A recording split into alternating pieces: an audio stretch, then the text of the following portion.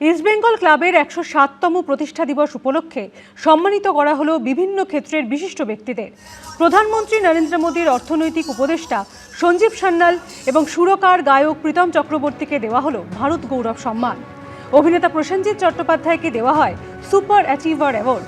চলচ্চিত্র ক্ষেত্রে বিশেষ অবদানের জন্য সম্মানিত করা হয় কৌশিক গঙ্গোপাধ্যায়কে। বর্ষসেরা ক্রিকেটার সম্মান জানানো হয় ঋতম পোরেলকে। বর্ষসেরা ফুটবলার আনোয়ার আলী এবং স্বাতী দেবনাথ। জীবনকৃতি সম্মান দেওয়া হয় প্রাক্তন ফুটবলার বলাই মুখোপাধ্যায় এবং তরুণ দেকে। শনিবার অনুষ্ঠানটি হয় নজরুল মঞ্চে।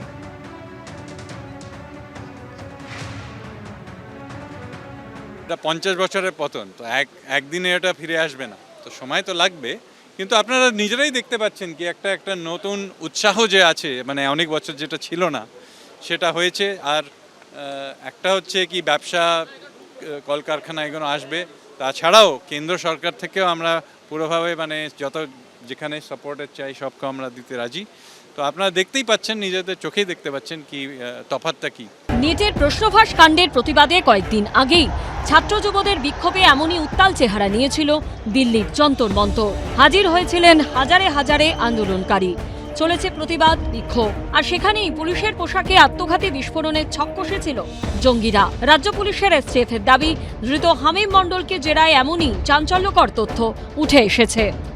হামিম মণ্ডলকে টাস্ক দেওয়া হয়েছিল কি দিল্লিতে যে আমাদের যে যন্তর মন্তরে যে রিসেন্টলি স্টুডেন্ট প্রোটেস্ট হলো, সেখানে দেওয়ার আস্কিং হিম কি ও পুলিশ ইউনিফর্ম কোনো মতো অ্যারেঞ্জ করে ওখানে গিয়ে একটা কোনো নাশকতার একটা প্ল্যানিং ছিল, কোনো একটা ডিস্টারবেন্স ক্রিয়েট করার প্ল্যানিং ছিল। বৃহস্পতিবার সকালে বর্ধমানের রেনেসা টাউনশিপ থেকে জঙ্গি হামিম মণ্ডলকে গ্রেপ্তার করে রাজ্য পুলিশের স্পেশাল টাস্ক ফোর্স। তারপর তাকে জেরা করে একের পর এক চমকে দেওয়ার মতো তথ্য উঠে আসছে। 2-3 মাস আগে রানা নামে এক পাকিস্তানের নাগরিকের সঙ্গে ইনস্টাগ্রামে পরিচয় হয় হামিম মণ্ডলের। এই রানার মাধ্যমেই ধীরে ধীরে কুখ্যাত গ্যাংস্টার ও জঙ্গি শাহজাদ ভাট্টির গ্রুপের সঙ্গে যুক্ত হয়ে পড়ে সে। পরিচয় হয় হামিদ নামে এক পাকিস্তানি হ্যান্ডলারের সঙ্গেও। এই প্রেক্ষাপটে 10-12 দিন আগে যখন যন্তর মন্তরে সিজেপির বিক্ষোভ চলছে, তখন পাকিস্তানি হ্যান্ডলার হামিদি হামিম মণ্ডলকে নির্দেশ দেয় পুলিশের কিছু পোশাক জোগাড় করতে। তারপর সেই ইউনিফর্ম দিল্লির একটি নির্দিষ্ট জায়গায় পৌঁছে দেওয়ার কথা বলা হয়েছিল হামিমকে। সূত্রের খবর, পুলিশের সেই ইউনিফর্ম পরিয়ে আত্মঘাতী বিস্ফোরণের ছক ছিল জঙ্গিদের। কিন্তু আর্থিক লেনদেনের গোপনীয়তা রক্ষা সংক্রান্ত সমস্যার কারণে সেই পরিকল্পনা আর কার্যকর করা যায়নি। তারা রিক্রুটমেন্ট ছাড়া এই কাজটা করে না। এবং আমি বরাবর একটা কথা বলেছি যে আমাদের দেশে প্রচুর স্লিপিং এজেন্টস আছে যারা দরকারের সময় জেগে ওঠে এবং তাদেরকেই এরা কাজে লাগায় এবং তারা একটা মাসোহারাও পেয়ে থাকে। আপনাকে you should go for very selective recruitment of people who understand this modus operandi.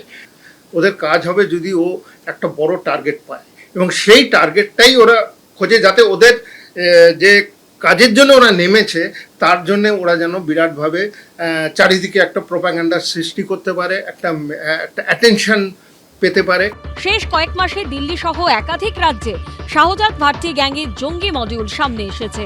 July মাসেই দিল্লি পুলিশের স্পেশাল সেল শাহজাদ ভাট্টি গ্রুপের 6 জনকে গ্রেপ্তার করে। সূত্রের খবর, গুরুত্বপূর্ণ রেল স্টেশন ও জনবহুল এলাকায় পেট্রোল বোমা দিয়ে হামলা চালানোর ছক কষেছিল ধৃত জঙ্গিরা। এ রাজ্য থেকে ধৃত জঙ্গি হামিম মণ্ডলকে জেরা করে উঠে এসেছে পেট্রোল বোমার প্রসঙ্গ। জানা গেছে, যন্তর মন্তরে সিজেপির প্রতিবাদ বিক্ষোভ চলাকালীন পেট্রোল বোমা ছুটতে পারবে এমন কাউকে সে চেনে কিনা তাও হামিম মণ্ডলের কাছে জানতে চেয়েছিল পাক হ্যান্ডলার হামিদ। এর পেছনে রাজনৈতিক শক্তি আছে। কোন রাজনৈতিক শক্তি, কোন রাজনৈতিক নেতা এর পেছনে কাজ করছে তা ইতিমধ্যেই জোরদার তদন্ত চলছে। কয়েকদিনের মধ্যেই আমরা আশা করছি সেই রাজনৈতিক গোষ্ঠীর নাম সামনে চলে আসবে। অতএব কাউকে ছাড়া হবে না।